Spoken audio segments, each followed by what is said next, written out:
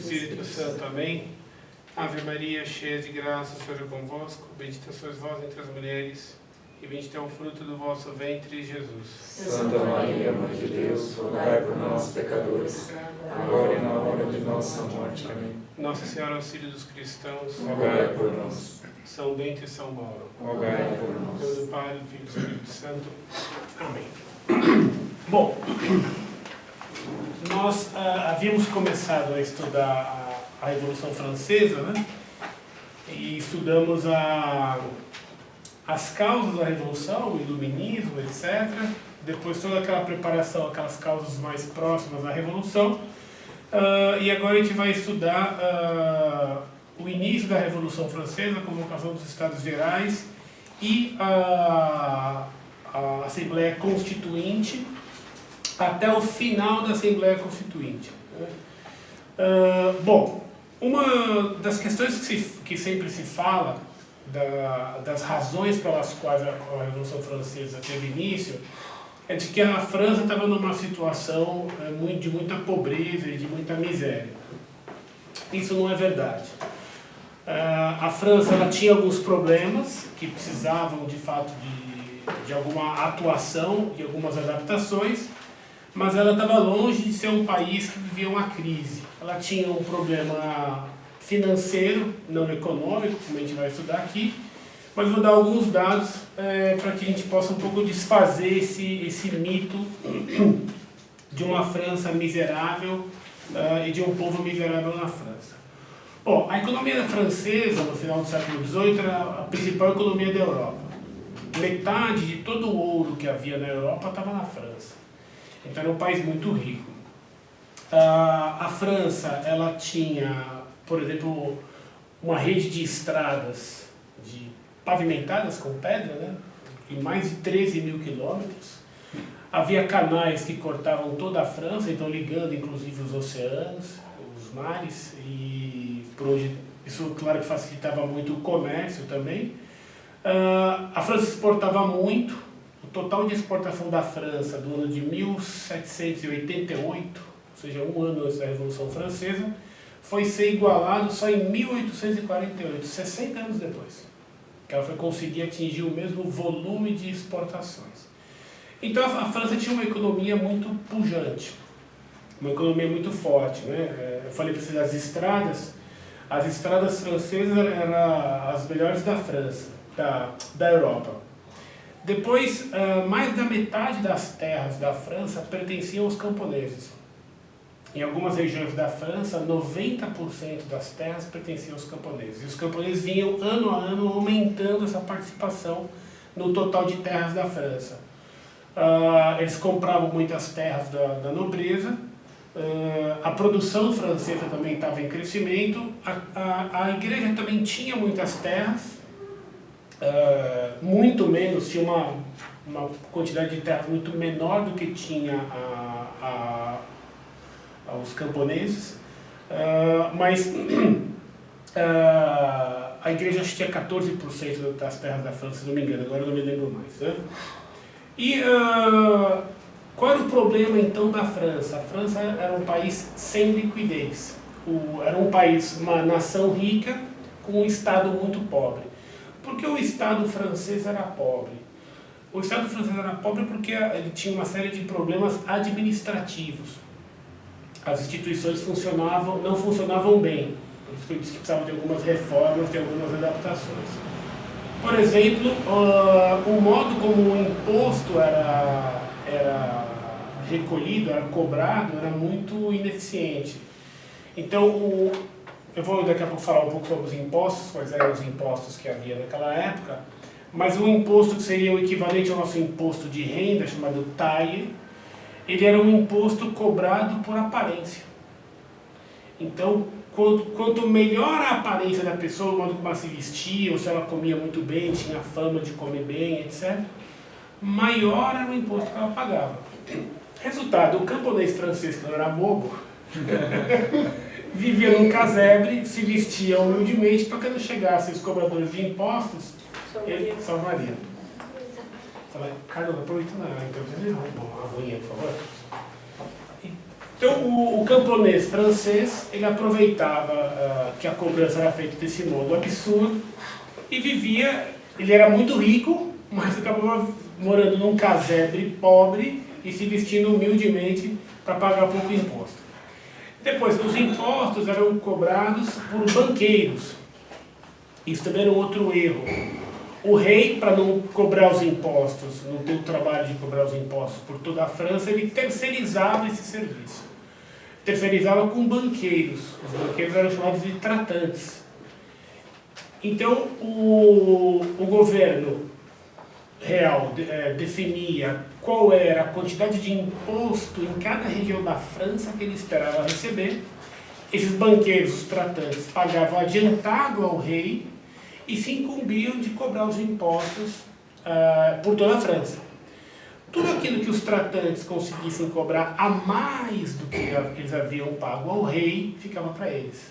Resultado, eles procuravam esfolar o povo, e isso gerava, naturalmente, uma série de problemas e insatisfações, né? Então, havia, de fato, aí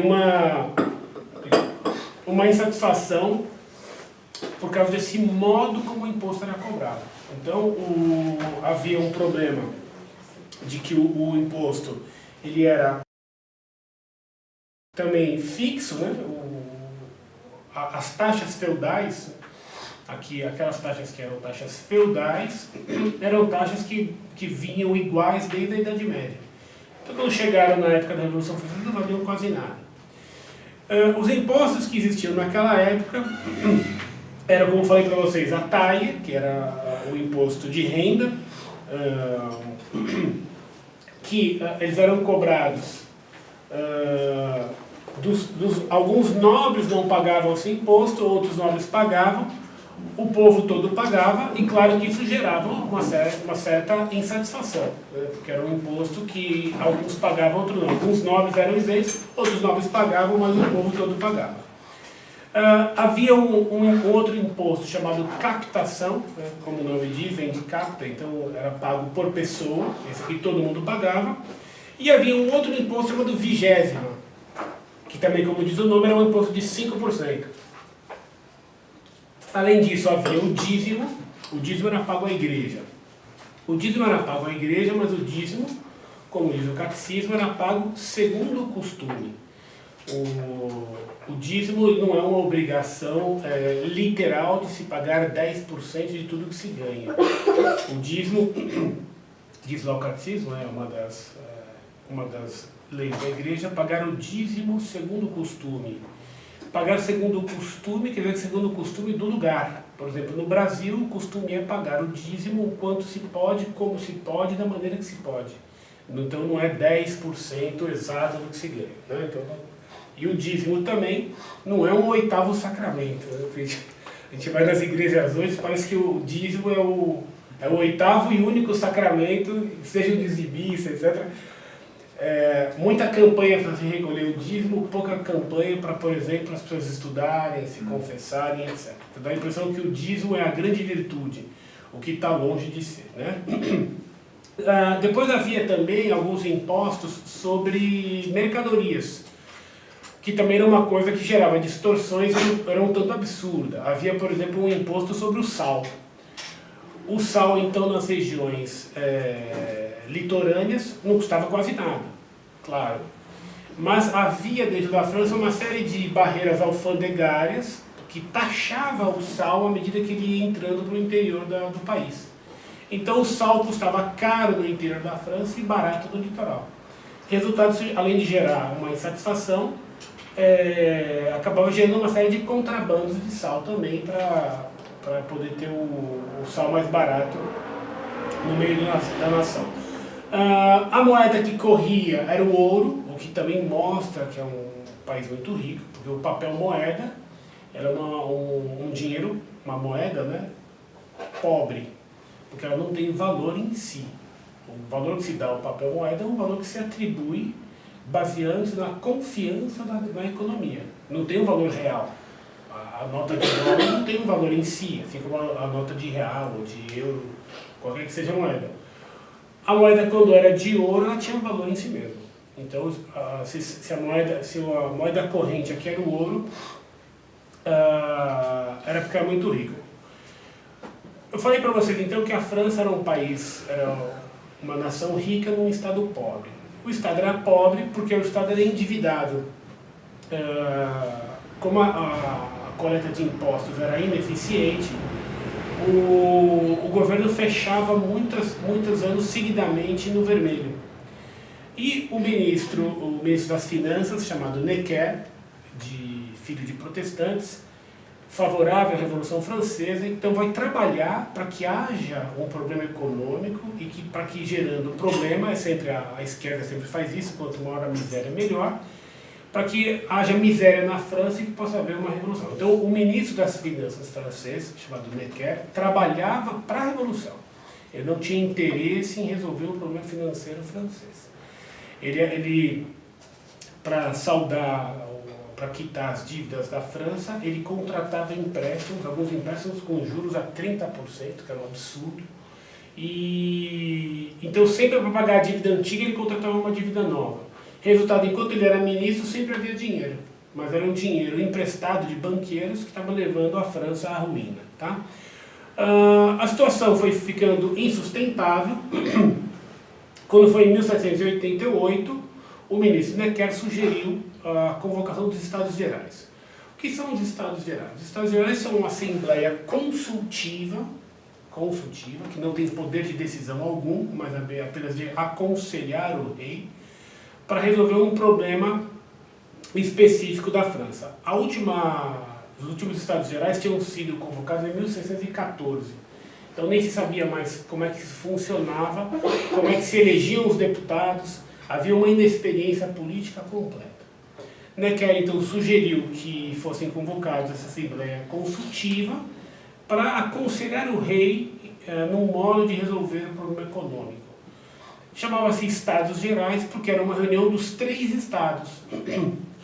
Havia o primeiro estado, o clero, o segundo estado, a nobreza, e o terceiro estado, o povo. Todas as votações eram por estado. Então as reuniões eram separadas, o clero se reunia separadamente, né? Só o clero, só a nobreza, só o povo. Eles deliberavam e tinham um voto. Entre eles decidiam qual seria o voto daquele estado. Portanto, toda eleição, toda votação que eles faziam, ou dava 3-0 ou 2-1. Era impossível haver empate. E isso aqui haverá uma manobra que vai ser incentivada pelo ministro Necker desde o começo, a fim de acabar com esses votos por estado, mas fazer um voto por deputados. Tá? A gente vai tratar disso aí. O modo como a votação ia ocorrer foi definido pelo ministro Necker. Ficou determinado, então, que o número de deputados em cada estado não seria igual, mas que o terceiro estado teria o dobro de deputados. Se as votações continuassem sendo por estado, isso não faria diferença alguma, porque o terceiro estado continuaria tendo um voto, independente do número de deputados. Mas isso não foi dito a princípio. Simplesmente se discutiu e se definiu que o terceiro estado teria mais deputados. Isso já atiçou a cabeça das pessoas, dos revolucionários, que queriam a democracia, de que deveria então ter um voto por deputado. Um voto direto e não um voto indireto. Mas isso ainda aqui não foi definido. Né? Como é que eram eleitos esses deputados para representar seus estados, sua classe, nos Estados Gerais? Primeiro, como é que eram eleitos os deputados do povo? A eleição era duplamente indireta. Né? Primeiramente, só votavam os homens que tinham no mínimo 25 anos de idade e que pagassem impostos. Esses aí iam eleger representantes, e esses representantes é que iriam, então, elaborar os tais cadernos de sugestões para ser mandados aos Estados Gerais, e eles, então, iam eleger os deputados. Então, os homens de 25 anos que pagavam impostos elegiam representantes que, por sua vez, elegiam os deputados. Esses deputados é que iriam participar dos Estados Gerais e que iriam aconselhar o rei. Né? Como é que eram elaborados esses cadernos de sugestões? Isso foram feitas consultas em toda a França, para o povo dizer então o que eles queriam que fosse mudado na França. Esses cadernos então iam para todas as aldeias por toda a França. O povo muitas vezes mal sabia ler e escrever e não estava acostumado com aquele tipo de coisa. Então sempre havia um maçom daquela região que se oferecia para escrever. Deixa que eu escrevo. Era um advogado, um maçom, uma pessoa acostumada a esse tipo de coisas, a debates, etc., que isso havia nas lojas maçônicas. Então ele escrevia os cadernos de sugestões só com ideias revolucionárias. Resultado, havia, até engraçado, uma padronização das sugestões. Vinha de toda a França, sugestões muito parecidas. Muitas delas com citações em latim e grego. Porque o povo era culto, né? Então isso só mostra que era tudo fabricado, né? Era tudo um mundo de fazer conta. Alguns cadernos eram autênticos. Quase todos eles eram monarquistas e apoiavam o rei. A Revolução Francesa, quando começou, todos esses deputados, quase todos eram monarquistas, a maioria pelo menos. Mas muitos pediam a diminuição dos impostos e outros pediam o fim do absolutismo, o que era legítimo. Né? O regime aqui francês era uma monarquia absolutista, que é a decadência da monarquia. Então queriam a maior autonomia dos nobres de cada região, o que é legítimo e bom.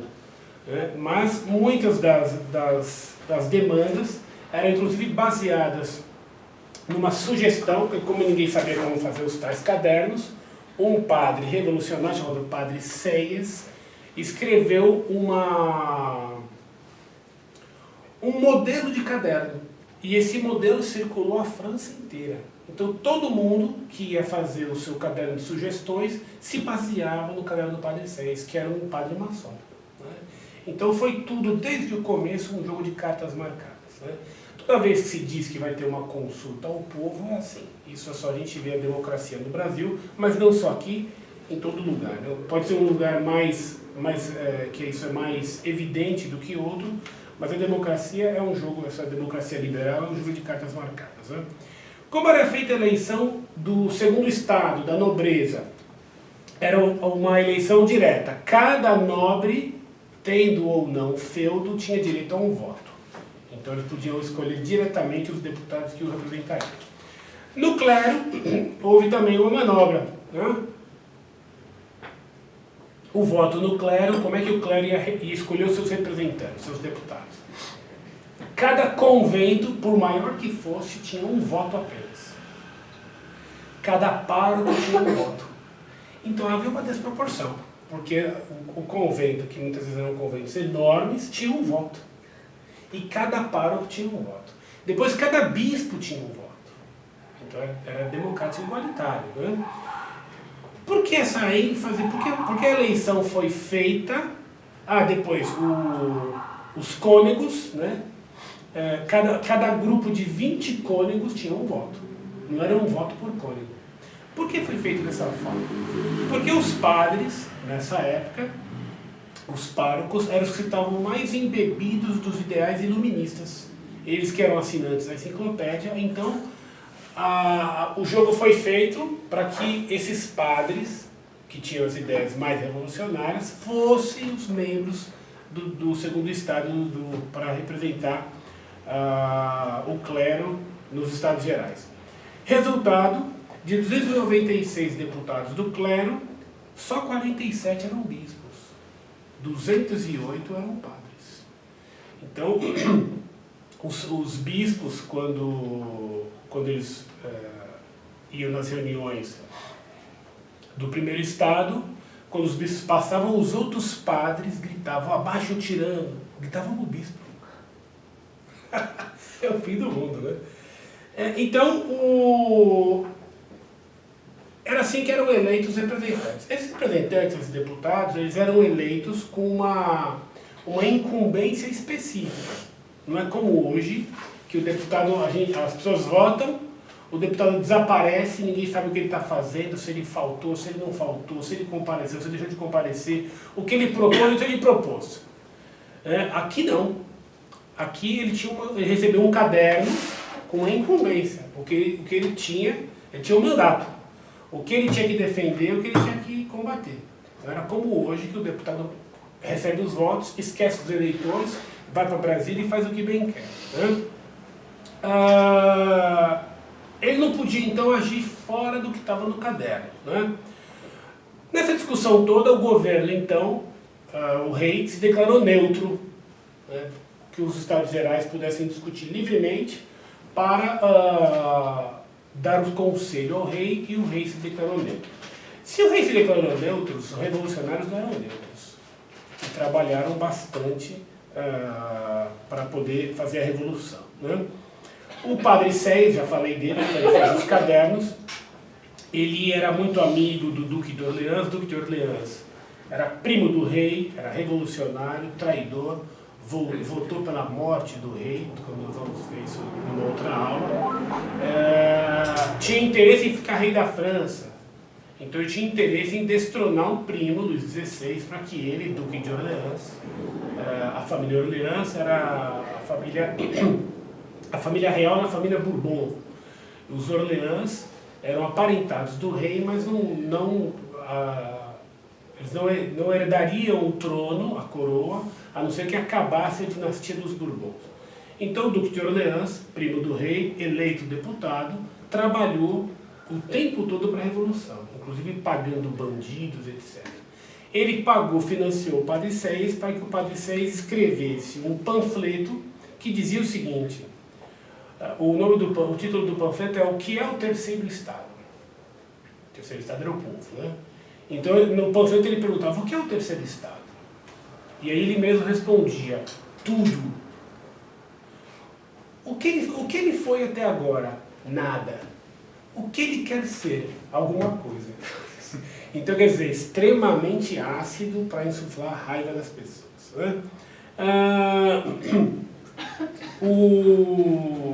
Depois, já falei para vocês, esses cadernos, sugestões, a maioria deles elogiavam o rei e eram monarquistas. No final das contas, dos deputados do povo, havia 700 e tantos deputados do povo. A soma de todos os deputados foi 1000 e tantos deputados, não me lembro mais o número. De 700 e poucos deputados, de 40% a 45% eram maçons. Da nobreza, 1/3 dos deputados eram maçons. Do clero, dos deputados do clero, mais ou menos metade tinham ideias maçônicas. Então a maçonaria estava dominando tudo. O fato foi que, depois tendo o Terceiro Estado muito mais deputados, se a votação fosse por deputado e não por Estado, os deputados do povo teriam maioria. Porque a quantidade de deputados do Terceiro Estado era um pouco maior do que a soma do primeiro e do segundo Estado, ou seja, do clero e da nobreza. Eu não estou com os números aqui nos detalhes, mas a diferença era pouca, mas eles tinham maioria, ainda que se somassem os dois. Os deputados que tinham ideias mais revolucionárias, por incrível que pareça, eram os deputados da Bretanha e da Vendée, que depois que era uma região camponesa, que vão ser justamente essas duas regiões que vão depois tomar em armas para combater a Revolução. Por que então, no começo, as regiões mais católicas da França, a Bretanha é famosa por sempre foi a região mais católica da França, por que as regiões mais católicas, no começo da Revolução, foram as mais revolucionárias? Por causa dos padres. Os padres apoiavam a Revolução. Bom, então, eleitos deputados, foi marcada a data para início dos Estados Gerais, começou no dia 4 de maio de 1789. Começou com uma missa em Versailles, as reuniões eram em Versailles, na igreja de Nosso Senhor, se eu não me engano, em Versailles. Eu já estive nessa igreja aí. E os deputados todos saíram em procissão, e no dia seguinte, dia 5 de maio, começariam as reuniões de fato. Né? Houve uma série de imperícias da parte dos organizadores dos Estados Gerais que só causaram problemas. Então, por exemplo, cada estado se reunia numa sala distinta. A roupa que foi dada aos deputados era uma roupa que eles se queixavam de ser uma roupa ridícula, uma roupa preta, que parecia roupa dos alunos das escolas cristãs. Depois, onde se reunia a nobreza e o clero, havia cadeiras. Onde se reunia o terceirizado, havia bancos, sem encosto. Então era muito mais incômodo. Né? Uma coisa completamente errada. Depois, nesse primeiro dia, o povo chegou às 6 da manhã. O rei foi chegar só meio-dia, deixou todo mundo lá esperando. Depois, enquanto os deputados do povo chegavam, a porta para eles entrarem no salão era uma porta dupla, só abriram uma folha, então eles tinham que se espremer para entrar. E o rei, enquanto eles chegavam, o rei ficava conversando com outra pessoa, não dava muita atenção a eles. Uma série de coisas que, somado ao clima que havia ali, só atrapalhou. Né? Depois, o rei então fez um discurso curto, e aqui pra vocês terem uma ideia como o Luís XVI era fraco. Né?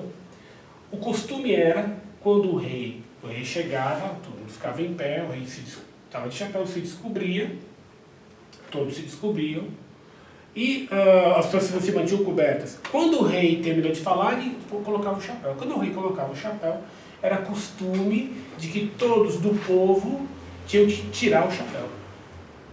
Quem era do clero e da nobreza podia continuar coberto. Mas o rei se cobrindo, todos que eram do povo tinham que se descobrir. O rei se cobriu.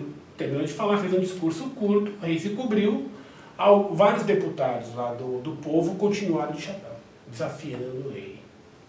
O rei, percebendo então que eles estavam desobedecendo, ao invés de dar uma dura e se impor, ele tirou o chapéu e fingiu que estava se abanando com o calor, porque assim dava um pretexto para eles continuarem de chapéu, quer dizer, uma fraqueza.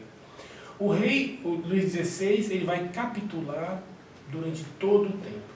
Eu já falei para vocês, ele teve uma educação pietista, ele tinha horror ao derramamento de sangue, tinha medo de usar o poder que ele tinha. Além disso, ele era uma pessoa, psicologicamente falando, de caráter amorfo, ou seja, ele era secundário, não emotivo e não ativo. Para ele, custava tomar uma decisão. Custava. O sofrimento da vida dele era ter que decidir. Então, quando ele decidia, ele nunca voltava atrás. Se ele voltasse atrás, ele tem que tomar a decisão de novo. E tomar a decisão para ele era sempre um grande sofrimento. Portanto, quando ele decidia, o irmão dele dizia que quando ele decidia, ele era como uma bola de bilhar rolando numa plataforma de espelho. Não tinha o que parasse. Porque ele odiava tomar decisões. Depois, ele era uma pessoa que tinha medo de usar o próprio poder, por causa do pietismo. E procurava evitar a todo custo o derramamento de sangue. Resultado, o medo que ele teve de tomar atitudes que derramassem sangue acabou sendo, ao menos em parte, responsável pela morte de milhares de pessoas.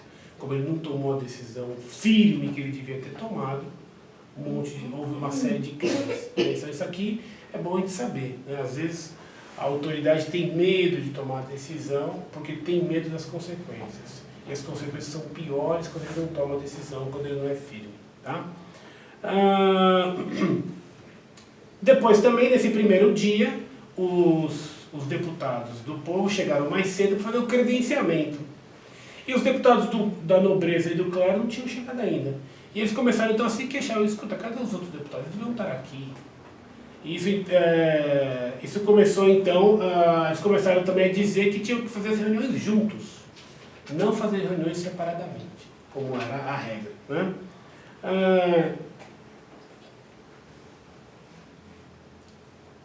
Logo se organizou o clube chamado Clube Bretão, que depois vai mudar de nome para Clube dos Jacobinos, né? Tinha esse nome porque eles se reuniam num convento dominicano em Paris de Santiago, que é Saint-Jacques em francês, daí veio o nome de Jacobinos. Né? Eles vão ser, nesse começo da Revolução Francesa, eles vão ser a esquerda. a Gironda era a direita, eles vão ser a esquerda, mas logo vão ser suplantados, porque isso é um fenômeno que acontece também nas repúblicas, nas democracias.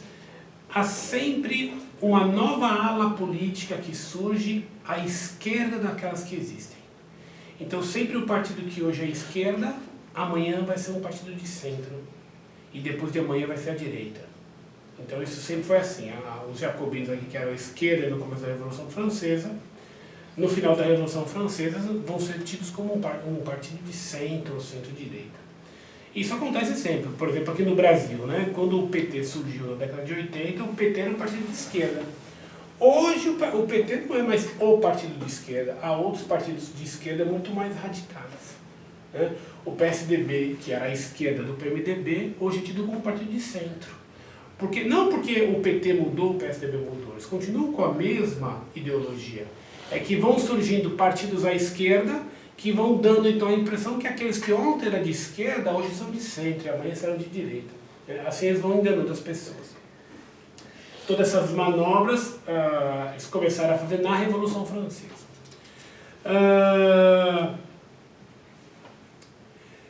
Então, no meio dessa confusão, eles logo propuseram a votação de que se os estados, os deputados, deveriam reunir-se juntos ou não.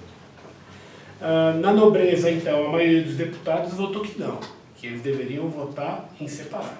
Depois eles foram procurar o rei e disseram que eles estavam dispostos a abrir mão de todos os nobres, né, de todos os benefícios pecuniários que eles tinham, não queriam receber mais nada, mas eles queriam manter os privilégios da nobreza, né?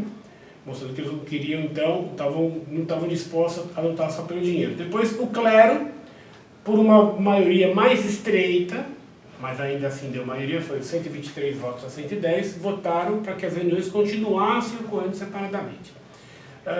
O povo, a grossa maioria, votou para que as reuniões fossem juntas, né? Isso aqui vai ser o grande drama dos primeiros dias dos Estados Gerais. Eles vão botar isso em votação, vão perder. Aí depois alguns deputados da nobreza vão passar a se reunir com o povo.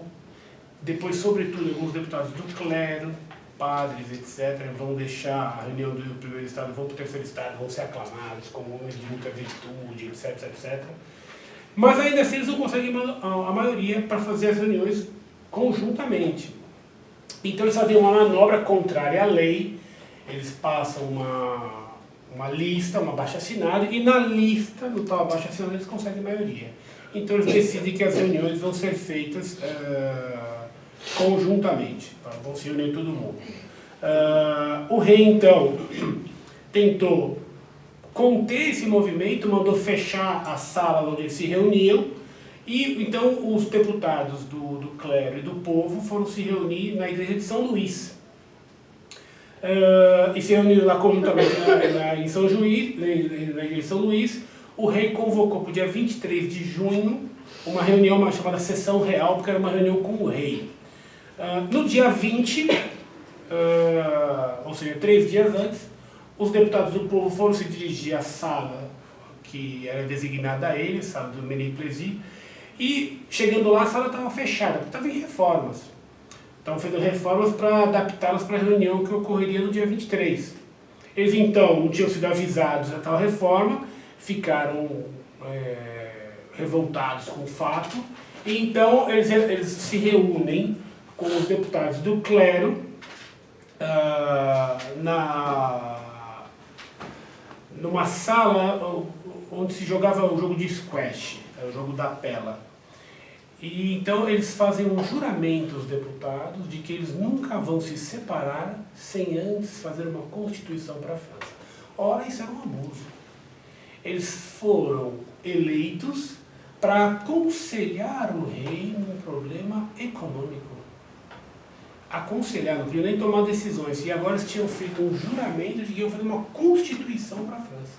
E que eles não iam se separar enquanto aquela constituição não fosse feita. Tá? Isso então no dia 20 de junho foi até a reunião. Tá? Agora o que é um fato curioso? Os Estados Gerais começaram dia 4 de maio. Como é que no dia 20 de junho eles já têm uma decisão tão profunda quanto essa? Quer dizer, em pouco mais de um mês eles conseguiram deliberar, em um mês e meio, olha, de Estados Gerais para consultar numa questão econômica, a gente agora vai fazer um juramento de nunca mais se separar para fazer uma Constituição. É claro que já tinham combinado antes. Isso era um plano anterior. Então, os Estados Gerais foram convocados com pretexto das dificuldades financeiras deram asa para que houvesse uma Constituição na França. O rei, como eu falei para vocês, era uma pessoa medrosa. O rei era uma pessoa medrosa e os revolucionários então resolveram, tomaram uma atitude que fosse uma espécie de grande susto a dar no rei, para que o rei de fato não tivesse coragem de se mover. E esse grande susto foi a tal da tomada da Bastilha. A Bastilha era uma prisão de Estado que só ficava preso na Bastilha os criminosos, pessoas que tinham problemas com família. Quem, digamos assim, condenava a pessoa a ficar presa na Bastilha era normalmente o pai de família. Quando havia problemas de família, para evitar que houvesse uma condenação a uma prisão comum, o pai, então, para evitar um escândalo, muitas vezes condenava o próprio parente, o filho, etc., a ficar na Bastilha. A Bastilha era uma espécie de hospedaria real, onde as pessoas, as listas, por exemplo, do que as pessoas comiam lá, né, nos arquivos da Bastilha. Ali, as pessoas, tudo era pago pelo rei, tudo. O que a pessoa vestia, o que a pessoa comia, os livros, tudo era financiado pelo rei. E há listas de jantares que foram dados na Bastilha com vinho Borgonha e sobremesa. As pessoas lá, então ficar na Bastilha dava prestígio. De cada, acho que 1000 presos que passou por lá, 3 ou 4 foram por motivos políticos. Então a Bastilha era muito mais um símbolo do que um lugar de terror, como querem fazer acreditar alguns professores aí que a gente tem na universidade, né? A Bastilha, então, ela era guarnecida por um oficial lá do exército, havia uma guarda, acho que suíça, e alguns inválidos que também cuidavam da Bastilha. Eles marcaram essa tomada da Bastilha no dia 14 de julho, né, que ficou sendo famoso aí. De fato, ali, quando alguns revolucionários conseguiram entrar no primeiro pátio da Bastilha, cortando a corda da ponte do primeiro fosso, eles conseguiram entrar, os soldados atiraram, houve mortes, e o comandante da Bastilha, então, querendo evitar que houvesse ali mortes, ele convidou aqueles revolucionários, ofereceu a eles um almoço, disse que não era para ter derramamento de sangue, que tentou negociar com eles, não houve acordo. Quando ele viu que a situação, que eles iam de fato invadir a Bastilha, ele tentou colocar fogo no paiol de pólvora, para fazer explodir tudo. Um coronel que estava com ele não permitiu que ele fizesse isso. Logo depois que os revolucionários chegaram, o primeiro que eles mataram foi o tal coronel. Depois mataram também esse comandante que cuidava da Bastilha. Mataram uma série de mortes de soldados também. Libertaram, tinha 3, 4 presos na Bastilha. Um deles era batedor de carteira, não sei se era um louco, pessoas que não tinham grande importância. E dessas pessoas que eles mataram, eles pegavam o coração, os intestinos, etc., e faziam um desfile pela cidade. Uma coisa tremenda. E de noite eles se reuniam no Palais Royal, que era o lugar onde se reuniam os revolucionários, penduravam os intestinos das pessoas nas árvores, os corações eles cercavam de flores, e ficavam cantando, homens e mulheres de má vida, cantando uma canção que dizia: não há verdadeira alegria senão quando o coração está presente. Que ainda ironizavam o que eles tinham feito. Depois da Bastilha, eles foram até a prefeitura de Paris e mataram o prefeito de Paris. Quer dizer, começou uma onda de assassinatos, né? Depois, isso deixou o rei assustado, a tomada da Bastilha. O rei, então, com medo, não ia reagir mais. O plano tinha dado certo.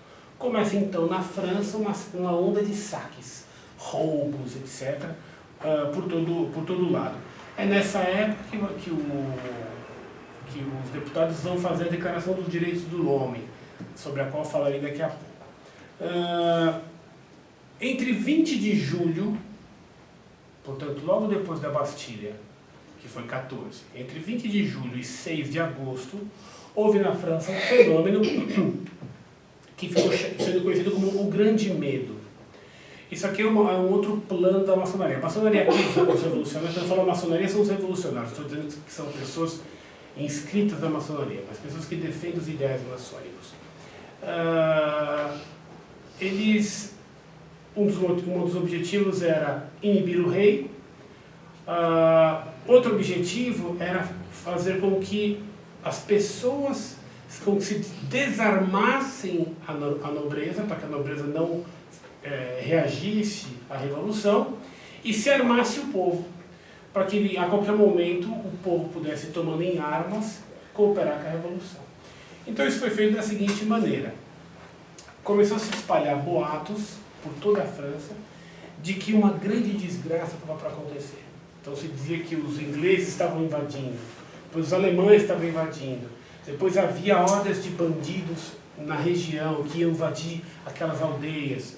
Então, depois que havia incêndios, então, noites e noites a fio, as pessoas morrendo de medo, tendo alarme de incêndio, alarme de assalto, alarme de invasão, e as pessoas, então, assustadas, querendo armas, passaram a invadir os castelos, porque nos castelos havia armas, né? Os nobres fugiram, muitos deles foram para fora, para outro país, e agora, por causa desse medo de um inimigo que nunca existiu e que nunca chegou, né? Toda a população agora estava armada, agora o exército, a revolução agora tinha um exército. Isso aqui é uma coisa curiosa, né? Esse grande medo vai durar pouco mais de 3 semanas e vai contagiar as pessoas. É curioso como essas experiências de medo, que às vezes fazem, têm efeito, né? Uma hora é uma gripe suína, outra hora é o aquecimento global, outra hora o gelo que está derretendo. Tem sempre uma grande desgraça para acontecer, para as pessoas ficarem com medo de alguma coisa, né?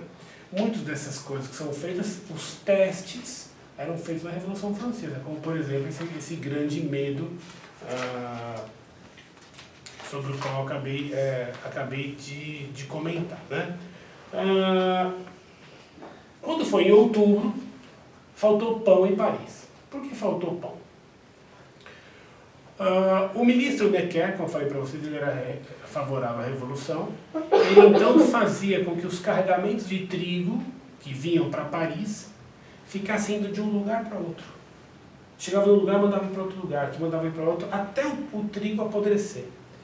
Depois o Duque de Orleans, primo do rei, contratava bandidos para assaltar os carregamentos de trigo que vinham para Paris, para que o trigo não chegasse a Paris. Resultado, não havendo trigo em Paris, não havia pão. E isso vai deixar o povo furioso, né? É dessa época que vão dizer a frase que Maria Antonieta nunca disse, né, que vocês não têm pão que comam brioches.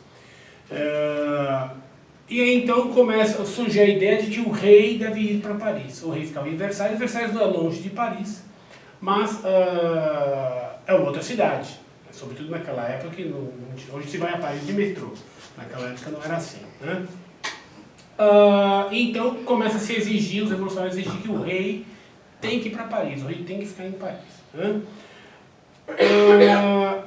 Eu comentei com vocês que foi nessa época que foi proposto então os direitos, a Declaração dos Direitos do Homem e do Cidadão. Que eu faço aqui uma leitura rápida para vocês verem o absurdo que é isso aqui, né?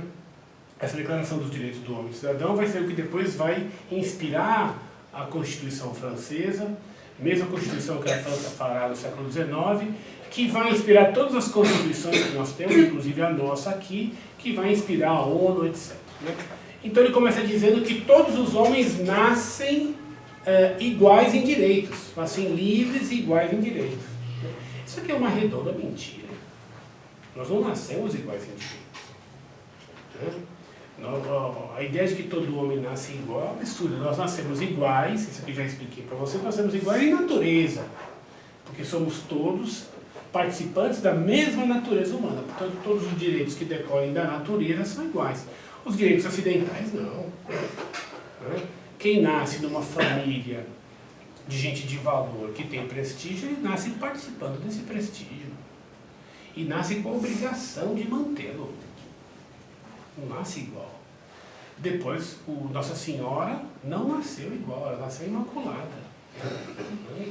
Ela foi concebida sem pecado original, portanto ela nunca teve nenhum pecado.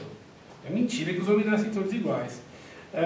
Depois aqui, a finalidade de toda associação política é a conservação dos direitos naturais e imprescritíveis do homem. Mentira. Toda sociedade política tem que ter como fim aquilo que é o fim supremo do homem. A sociedade política, ela visa o bem material, é verdade. Mas esse bem material, ele tem que estar sujeito a uma hierarquia, onde o primeiro é o bem espiritual. Também o Estado tem a obrigação de cooperar com a salvação das almas, porque também o Estado é criatura de Deus. O Estado não é uma invenção humana. Quem fez o homem social foi Deus. Portanto, o Estado também tem a obrigação de cultuar a Deus. Assim como o Estado é formado por pessoas, cada pessoa tem a obrigação de cultuar a Deus, porque cada pessoa é uma criatura de Deus. O Estado, que é um conjunto de pessoas, também tem essa obrigação. O Estado não tem direito de ser laico. O Estado não se criou. Também o Estado, assim como cada indivíduo tem a obrigação de reconhecer Deus, também o Estado. Por isso que nós temos que cultuar a Deus enquanto indivíduos e enquanto membros da sociedade. Daí a importância de ter demonstrações públicas e conjuntas de fé, por exemplo, numa procissão. Tá? Pois o artigo 3º, o princípio de toda soberania reside essencialmente na nação. Mentira. O poder não vem do povo, não emana do povo. O poder vem de Deus. Né? Porque toda autoridade vem de Deus. Isso Cristo disse a Pilatos, está no Evangelho, quando Cristo não respondeu a Pilatos, porque Pilatos não tinha querido ouvir a resposta sobre o que era verdade. Então, quando ele volta, ele conversa com Cristo, Cristo não responde mais. E ele diz, você não me responde? Não sabe que eu tenho poder para te condenar ou te mandar soltar? E Cristo não nega que ele tem poder. E diz que não teria poder se não tivesse sido dado do alto, confirmando que o poder vem de Deus. Pilatos ali usava mal o poder, mas que o poder tinha vindo de Deus, tinha. E como é que isso se prova? Isso quem explica é o Papa Leão XIII. O argumento que ele dá é muito claro. Ele diz que o Leão XIII começa explicando que todo homem é social. Prova disso, temos ouvido e temos língua. Né? Temos a fala. Isso é uma das provas que o homem é social. Se eu falo, você tem alguém para me ouvir. Né? Se a esposa fala, você tem um marido para ouvir. Depois, nós nascemos de uma sociedade, que é a sociedade conjugal. Depois, nenhum homem é capaz de se manter fora de uma sociedade.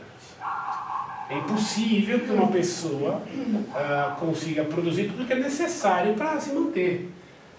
Todo o alimento, toda a roupa, todo o remédio, toda a indumentária, todas as ferramentas. Se está com dor de dente, ela mesma que trata o próprio dente. É impossível, nós somos uns dos outros. Por isso que os monges que vivem solitários, eles vivem solitários por penitência. Nós somos seres sociais. Ora, é impossível haver sociedade sem autoridade. A autoridade é a forma da sociedade. Não existe a sociedade sem autoridade. Portanto, Deus, que fez o homem social e poderia tê-lo feito diferente, mas não fez. Portanto, Deus quis o homem social. E se não há sociedade sem autoridade, a autoridade foi feita por Deus. Foi querida, foi desejada por Deus e instituída por Deus. Logo, toda autoridade vem de Deus. Toda autoridade vem de Deus não quer dizer que toda autoridade é divina. Aqui tem o erro do absolutismo. O absolutismo dizia que o poder do rei era divino. O poder do rei não é divino. O poder do rei vem de Deus. Mas não quer dizer que é divino.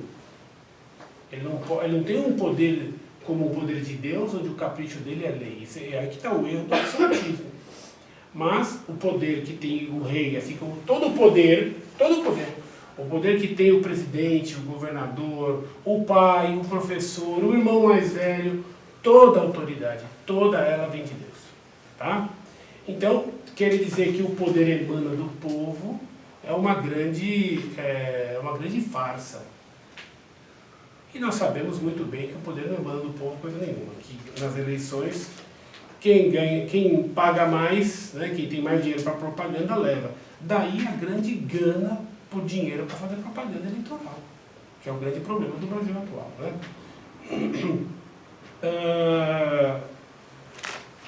Continuemos aqui. Bom, então o rei estava ficando acuado na França. Né? Depois vai começar propriamente o ataque à igreja. E o ataque à igreja vai começar de uma forma bastante malandra, sugerida por um bispo chamado Talleyrand. Talleyrand foi um dos maiores bandidos da história, não só da Revolução Francesa, mas da história. É um homem que passou por toda a Revolução Francesa incólume. Tantas pessoas morreram. Ele fora ministro de Luís XVI, fora deputado na Revolução, fora ministro de Napoleão e depois na Restauração fora ministro de Luís XVIII. E ele foi quem foi representar a França no Acordo de Viena, quando Napoleão perdeu a guerra. Quer dizer, um homem de uma importância na história única. Né? A família dele era uma família nobre. Ele, quando criança, ele caiu e tinha um problema no pé. Ele quebrou o pé, ficou com o pé torto. E o pé dele nasceu um casco no lugar da unha. Então ele andava mancando e por conta disso não podia ser militar. Né? Não podia ser militar, a família então colocou ele para estudar e ficar padre. Ele ficou bispo, era bispo de Autun, e um homem corrupto. Nunca rezava a missa, claro, só quando era conveniente. Né? Não usava batina, só quando era conveniente. Aí, em prol da Revolução, ele sagrou bispo, ele usava batina, etc. Então era um homem corrupto. Talleyrand, então, foi eleito deputado. Ele, então, foi à tribuna, nesse dia ele estava de batina, claro. Ele subiu à tribuna às 8 da manhã e começou a falar da situação financeira na qual se encontrava a França. E que, então, ele começa a elencar todos os bens da nação, todas as riquezas que havia na França, procurando algo que pudesse servir de lastro para a emissão de um papel-moeda. O papel-moeda aqui era uma novidade, né? Falei para vocês, o papel-moeda é uma coisa sem valor real. E aqui, então, a Revolução Francesa emitiu um papel-moeda chamado assignat, né? Ele vinha assinado, e o Talleyrand, que foi um dos idealizadores do assignat, que é o dinheiro, o papel-moeda, ele tinha que encontrar um lastro para aquele dinheiro. O que ia dar valor àquilo tudo? Ele então sugere que o lastro do assignat sejam as propriedades da igreja. Porque a igreja tinha muito território, muita propriedade, então que esses territórios, as propriedades da igreja, sejam o lastro desse papel. Logo de cara, muitos bispos aceitaram, muitos bispos padres aceitaram, para poder se fazer, né, de homens magnânimos. que abriu mão dos bens da igreja em prol da nação. Eles tinham direito a fazer isso? Não. Se quisessem fazer com os bens próprios, que fizessem. Mas os bens da igreja não eram deles. Um abade não pode dispor dos bens da ordem, da abadia, como ele bem quer. Um bispo não pode dispor dos bens da diocese como ele bem quer, ele não é dono. Então é fácil fazer venda com chapéu alheio, né? Então aqui o clero, para se fazer de patriota, aceitou a sugestão de Talleyrand de colocando à disposição da nação, não do Estado, mas da nação, as terras da igreja e todos os bens da igreja, né? Foram então emitidos 400 mil assinhás, que valiam, cada assinhá valia uma fração das terras da igreja. Emitiram então, quando acabaram esses 400 mil, emitiram mais, porque agora ficou fácil, né, pagar as contas. Manda imprimir. Então começou a imprimir dinheiro, tudo ficou fácil, a solução está resolvida. E aí então eles experimentaram um problema, que eles conheciam mal na época, que era o problema da inflação. Quanto mais dinheiro circulando, menos vale o dinheiro, claro. Então o Estado começou a emitir dinheiro aos montes, e resultado que não valia mais nada. Chegou uma hora que o assinhar não tinha mais valor algum.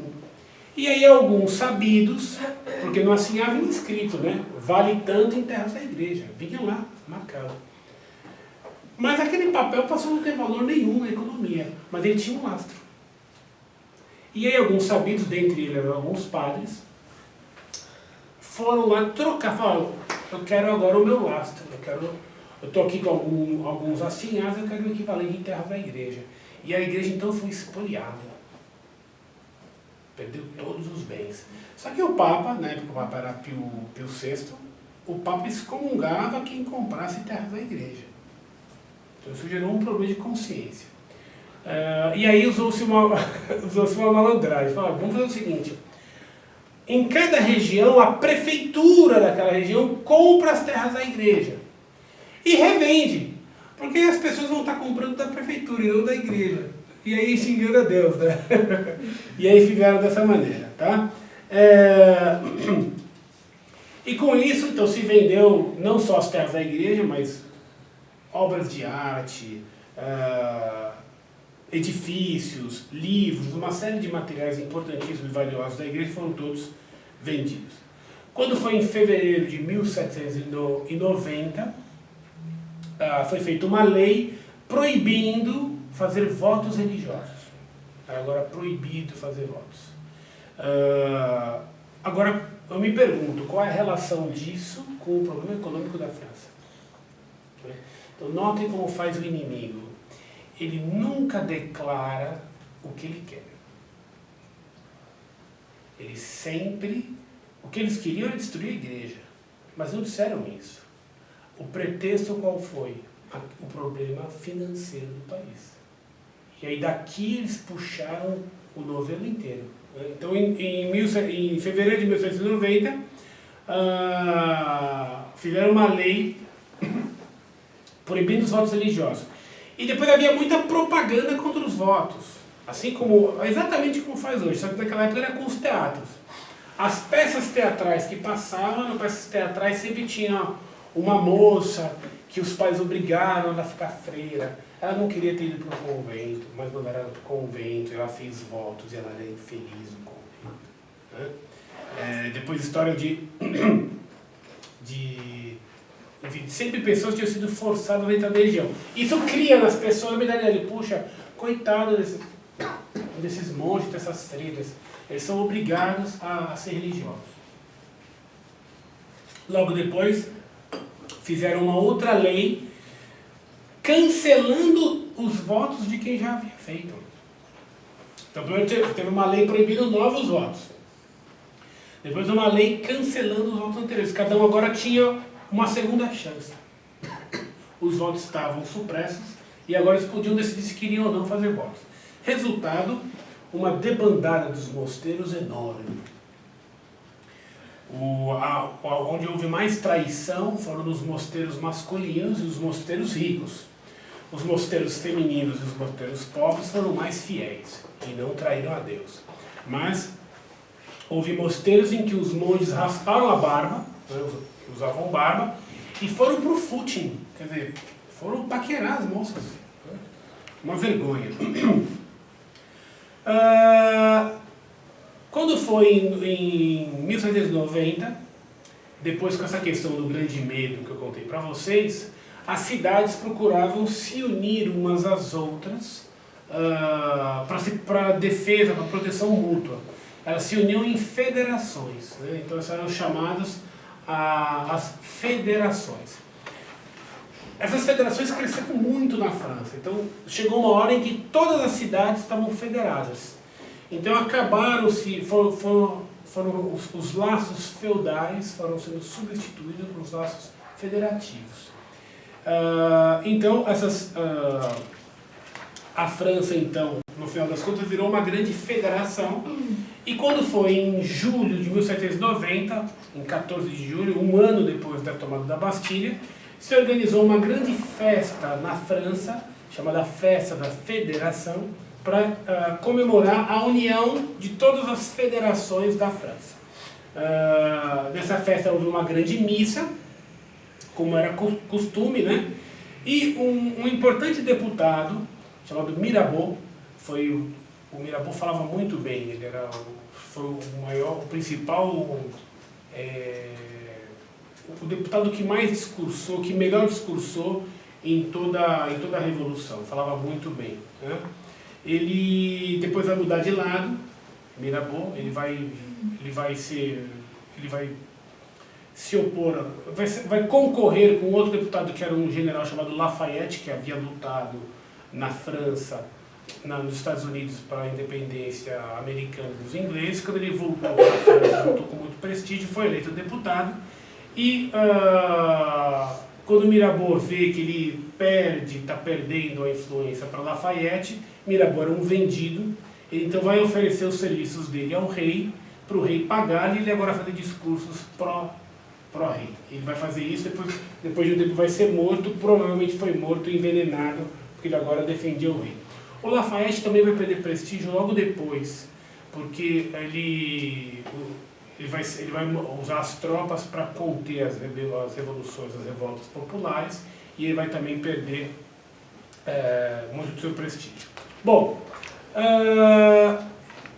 os deputados haviam jurado que não iam se separar enquanto não fizessem para a França uma constituição. Isso aqui é bastante importante, né?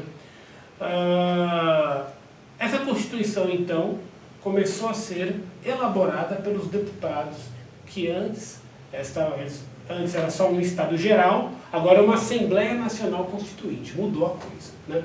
Essa Assembleia, então, vai começar a fazer uma Constituição para a França. Uma parte dessa Constituição, se não me engano era o segundo capítulo, não me lembro mais, era uma parte da Constituição francesa que ia tratar da Igreja. Tanto é que ela chamava-se Constituição Civil do Clero. Então você imagina, na Constituição da nação havia um capítulo que cuidava só da Igreja. E aqui então, esse vai ser o grande motivo pelo qual futuramente o rei vai ser deposto e morto, né? O rei no começo vai apoiar a Constituição Civil do Clero, mas depois ele vai ficar contra, e vai ser por isso que ele vai ser morto. Então essa Constituição Civil do Clero, ela vai pregar, vai estabelecer, melhor dizendo, todos os princípios galicanos e jansenistas. Então vai dizer que, por exemplo, todos os bispos, a França tinha 100 e tantos bispos, todos estavam destituídos. Ora, quem nomeou o bispo foi o Papa. Todo bispo é nomeado pelo Papa. Como pode uma Assembleia de Deputados destituir um bispo? Muitos bispos simplesmente desprezaram a destituição. Isso depois vai dar problema para eles, né? E aí a Constituição Civil do Clero também redefiniu as dioceses francesas. Como a França tinha 83 departamentos, cada departamento virou uma diocese. E aí deu um problema matemático, né? Se havia 123 bispos, e agora 83. Então todos os bispos tinham que renunciar, foram destituídos, e só 83 ficaram bispos. E essa divisão nova era uma divisão artificial. Era uma divisão que não levava em conta a geografia, não levava em conta a história do lugar, era meramente uma divisão política. Depois dizia que os bispos não mandavam. Todo bispo tinha que ter um conselho, esqueci o nome do conselho, eclesiástico, não me lembro mais o nome.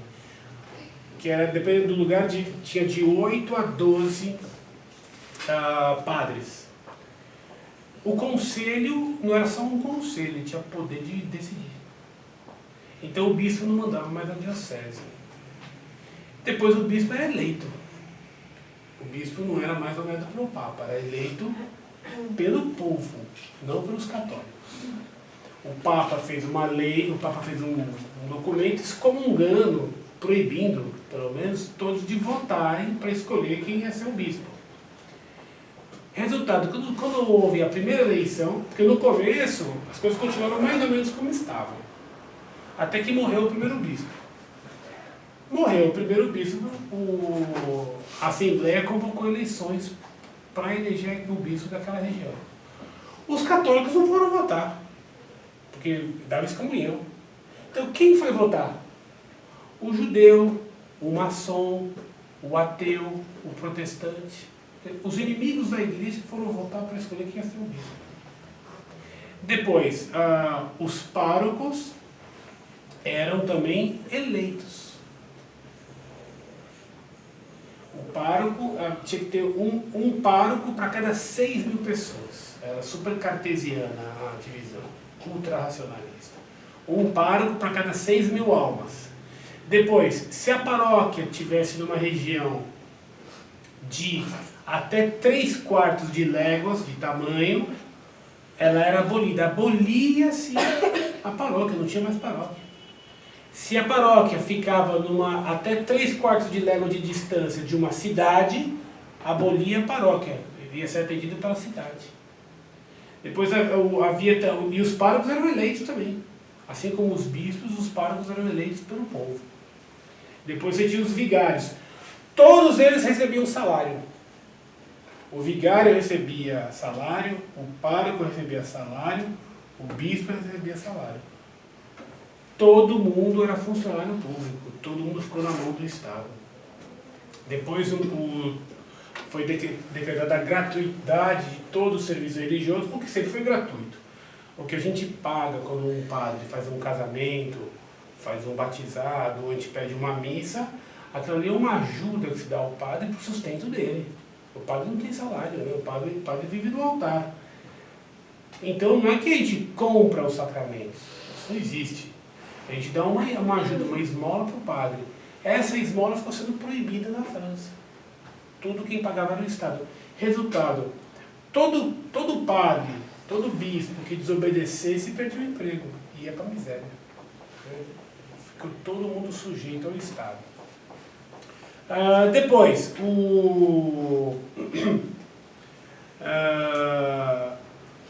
no começo, o Papa ele levou um certo tempo para condenar tudo isso aqui, né? E depois, os próprios vigários também eram eleitos. Os vigários eram eleitos e deveriam ter um conselho paroquial. Tudo tinha que ter um conselho, quer dizer, acho que hoje as paróquias se inspiram nessa época, né? Tem lá o conselho paroquial que manda mais que o padre. Com a Dona Maria que manda então mais que tudo. Dona Maria lá tá louca, até escondendo. Então, quando teve o primeiro bispo que morreu, e aí foi um grande problema, porque o próximo bispo,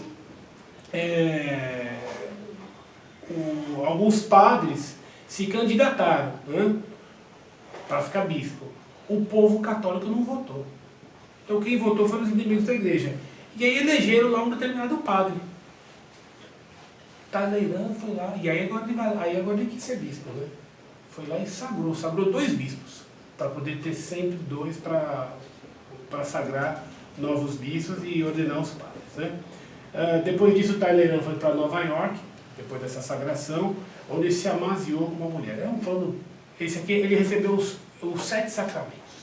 Era um homem mau, ruim, muito fino e podre, né? Podre a mais não poder. O Papa excomungou todos os novos bispos que foram ordenados. Depois, a Constituição Civil do Clero também acabou aprovando o casamento de padres, claro. Óbvio, né? O padre agora tinha direito a ter sogra. O primeiro casamento de padre que teve, então assim que foi aprovado, o primeiro casamento que teve um padre que então quis se casar, claro. Né? E aí, claro, quer casar na igreja. E compareceu ao casamento dele, ele levou lá a noiva, compareceram os filhos, etc. Ele já era amaziado. Depois terminou, então ele se casou. Um padre fez o casamento dele. Quando terminou o casamento, os 2 trocaram, esse padre que casou deu a volta e fez o casamento do outro padre que havia casado mesmo. Padres maus, né? Padres maus. E detalhe, isso em Notre Dame, hein? Não é em qualquer lugar não, é em Notre Dame, tá? Só que o que aconteceu? Boa parte do clero não dava pelota para a Constituição Civil do Clero. Continuou seguindo, a Constituição Civil do Clero foi aprovada pela Assembleia, foi sancionada pelo rei, mas não pegou, porque em muitos lugares o povo não estava nem aí para a Constituição Civil do Clero e o clero muito menos, tá? Então foi quando um deputado, agora esqueci o nome dele, sugeriu uma nova lei que obrigasse todos os bispos, todos os padres, todo o clero francês a jurar fidelidade à Constituição Civil do Clero, né?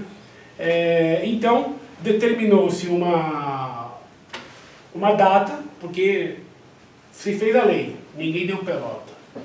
Aí colocaram uma data, até tal data todo o clero tem que jurar, ninguém deu pelota. E aí resolveram então começar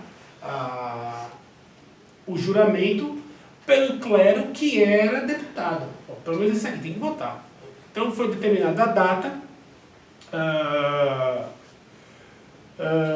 e aí fizeram uma chamada oral, por ordem alfabética. Então o primeiro bispo de uma cidade lá começava com A, o bispo subiu lá no plenário, falou todo polidamente, todo educadamente, etc, cheio de protocolos, mas disse que não juraria. Aí foi depois um padre e falou que seguiria o bispo dele e que não juraria também. Esse aí não deixaram nem terminar, quando perceberam que ele não ia jurar, já arrancaram ele lá de cima aos tapas. E aí os revolucionários viram que essa estratégia não daria certo. Porque se faz ordem, uma chamada, todos que vão lá e não juram vão dar incentivo para os que estão indecisos no jurar também. Então mudaram a estratégia. Falaram, agora tem 10 minutos de prazo para quem quiser subir na tribuna e falar. Passaram-se 10 minutos, ninguém foi. Mais 10 minutos. Aí 10 minutos de silêncio, nada. Né? E aí então subiu um tal de Grégoire, que era jansenista, depois ficou cardeal, e propôs o seguinte, olha o que propôs esse Grégoire, que era jansenista. Olha, jurem da boca para fora. Não precisa ter um juramento interior. Venham aqui, digam simplesmente, eu juro fidelidade à Constituição Civil do Clero, mas só da boca para fora. E aí isso aqui encorajou lá uns 2, 3, né, que foram lá e juraram. Imagina que vergonha, né?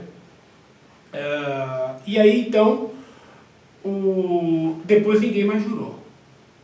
E aí um cardeal, que já era bem velho, pediu a palavra. E aí todo mundo achou que ele ia jurar. Puxa vida, que bom, um homem santo, um homem de Deus, logo se vê que é uma pessoa de virtude, etc. Ele subiu lá, disse que ele era padre há tantos anos, bispo há tantos anos, cardeal há tantos anos, e que ele não ia manchar no final da vida dele a honra de padre dele, que ele não jurava. Tiram ele lá de cima aos tapas também, etc. Acabou o juramento, viram que aquilo não ia dar certo, né? E aí então fizeram a lei obrigando todos a jurar, e isso por toda a França. O resultado foi que 48% do clero jurou, uma capitulação, quase metade, né? Isso, dependendo da região, a proporção de padres que juraram foi maior ou menor. Na região da Vendéia e da Bretanha, a quantidade de padres que jurou foi bem pequena. Houve regiões na Vendéia em que nenhum padre jurou. Isso a gente vai estudar para eu contar para vocês a perseguição dos católicos na Vendéia, né? E aí então houve uma divisão do clero francês. Havia o clero oficial, que era o clero juramentado, que era funcionário público, legal, de acordo com a lei, bonitinho, recebendo dinheiro do Estado. Todos os cargos eram para eles, todas as funções eram para eles. E o clero fora da lei. O clero fora da lei era o clero que havia se negado a jurar, a prestar o juramento à Constituição Civil do Clero. Esses aí perderam tudo. Viviam escondidos, tinham que rezar missa escondido,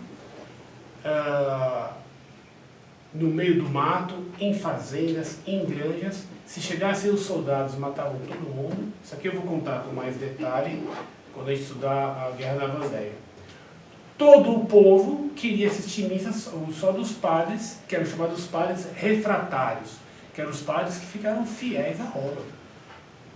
Porque a Constituição Civil do Clero também, esqueci de dizer, dizia que o clero francês era proibido de obedecer a qualquer autoridade que estivesse fora da França, que estivesse numa potência estrangeira. Portanto, proibido de obedecer ao Papa, né? E também dizia que a ligação com o Papa era só uma ligação por causa da unidade de fé, mais nada. O Papa não mandava em Roma, na França. Os documentos do Papa não podiam circular na França se não houvesse uma autorização do rei, tá? Então, a França, o clero francês, ficou separado. E as missas dos padres juramentados, ou jurões, eram missas vazias, ninguém ia. Eles começaram a se queixar para os deputados. Ninguém vai na minha missa. Então os deputados mandavam lá os guardas revolucionários para assistir a missa. Chegava lá, os guardas nem ligavam para a missa. Ficavam cantando os hinos revolucionários, berrando, etc. Viva a República, Vive la France, etc. Durante toda a missa. Uma bagunça enorme, né? Enquanto isso, os católicos assistindo missas escondidas, né? E aí, nas missas dos padres refratários, quando eles descobriram que tinha um lugar que tinha missa, ainda um pouco antes eles teriam que se esconder efetivamente, né? As primeiras missas da manhã, ia só o povo, não tinha confusão, porque o revolucionário era preguiçoso e acordava tarde. Nas missas mais tarde eles iam. Chegava lá na missa, o padre, por ele dizer Dominus Vobisco, em vez de responder com o espírito tu, eles diziam viva a Revolução! Quando o padre ia fazer o sermão, eles interrompiam os berros, canções. Resultado, tinha gente do povo lá que era católica e não gostava daquilo. Ia se queixar, saía um bate-boca, saía uma briga. Chamavam a polícia vinha, prendia o padre, porque estava perturbando a ordem pública, né?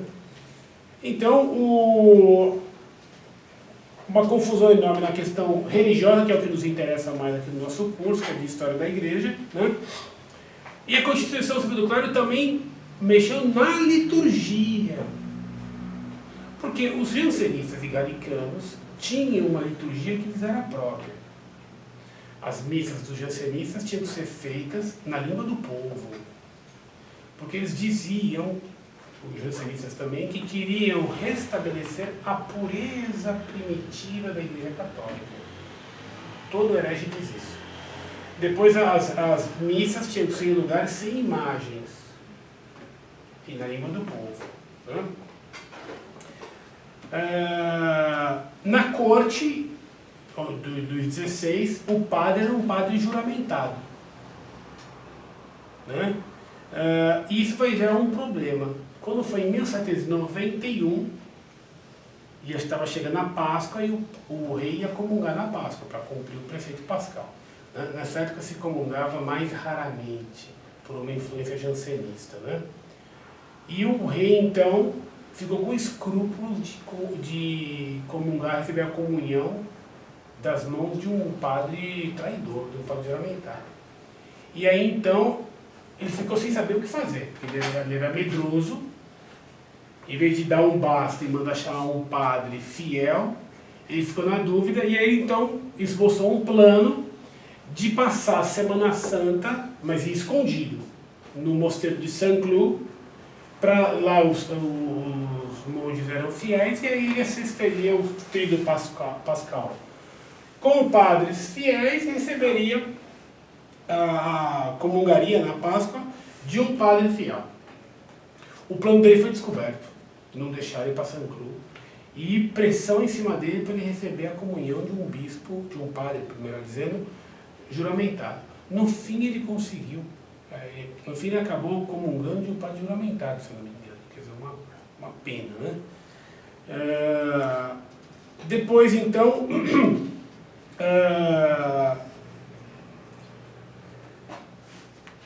eles vão... deixa eu só me achar aqui.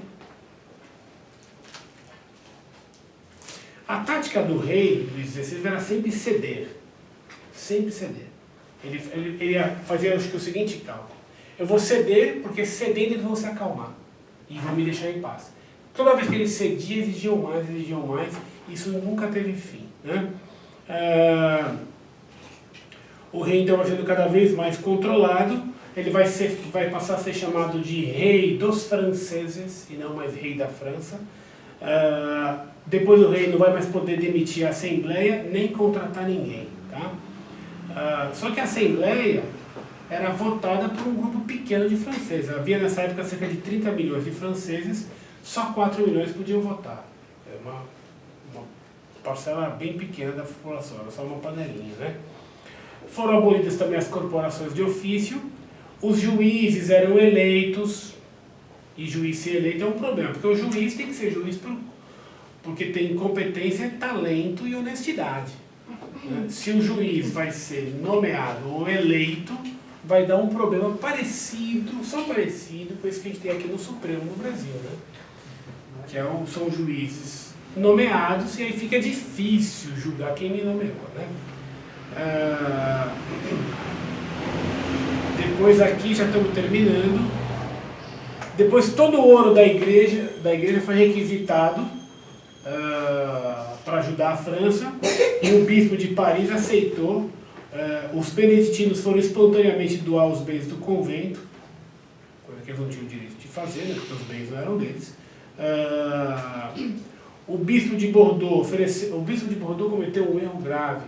Ele ofereceu 400 mil libras para ajudar a igreja, para ajudar a França.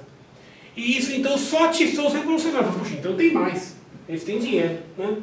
Um erro enorme, né? Um deputado chegou a dizer que se os bens da igreja fossem distribuídos, não haveria mais miséria na França, né? Só ficaria miserável quem quisesse.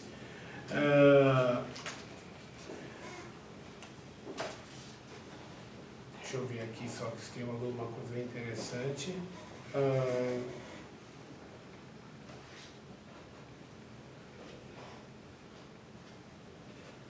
Eu já falei da compra dos bens da igreja.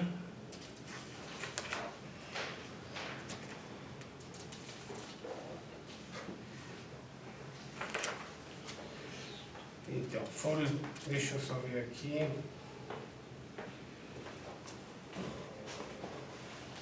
Bom, depois disso, trouxeram o rei para Paris, né? O rei vai ficar em Paris, e a situação fica insustentável e o rei então decide fugir. O plano tinha alguns aspectos inteligentes, mas tinha alguns erros também, né? Ele aí vai fugir para Varennes era na fronteira, e o rei tinha combinado com o imperador de colocar tropas do império próximo à fronteira da França para chamar a atenção dos revolucionários e o rei poder então colocar tropas que fossem leais ao rei na fronteira, do lado francês. E era por ali que o rei ia fugir. Então foi marcado o dia da fuga, o rei e a rainha saíram vestidos como camponeses, etc. E o rei, durante a fuga, cometeu uma série de imprudências. Então, em determinado... Ele estava andando num cabriolé, numa carruagem fechada. Em dado momento, ele queria andar com a cortina aberta, porque queria ver o nascer do sol. Depois queria acenar para os franceses, que ele gostava dos camponeses. Depois mandou parar porque queria comer queijo. Para o rei comer queijo. Né? Resultado foi que ele foi depois descoberto perto da fronteira. Ele foi descoberto e foi capturado e trazido de volta para Paris. Isso foi a desmoralização de Luís XVI. Porque voltando para Paris e tentando fugir, ainda o partido, por exemplo, girondino, que era favorável, de alguma forma favorável à monarquia, ficou desmoralizado.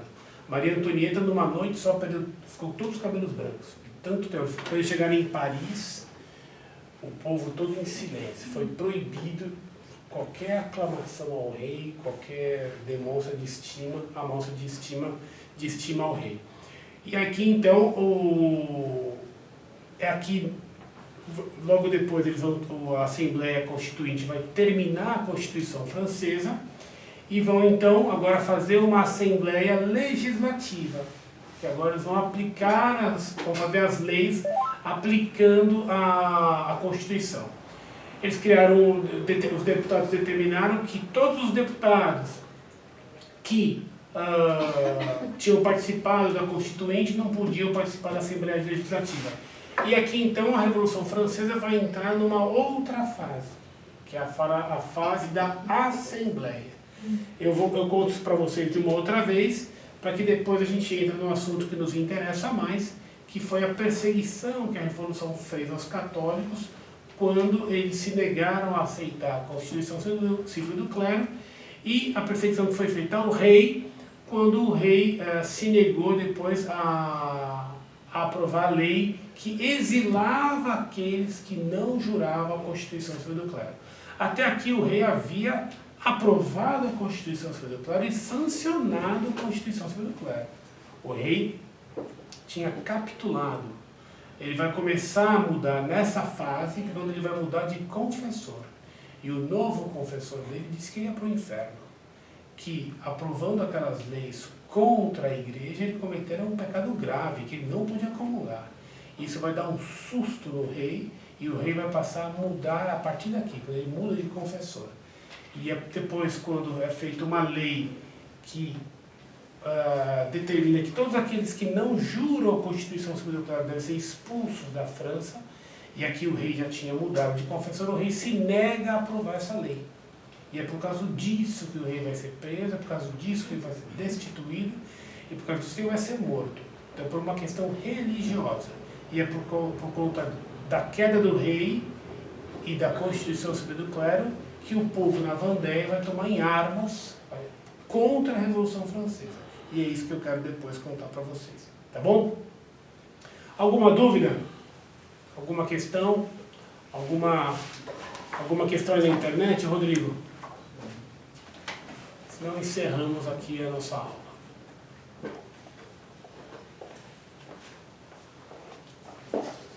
Alguma dúvida aí, Jordano? Nenhuma dúvida? Estão digitando? Tá.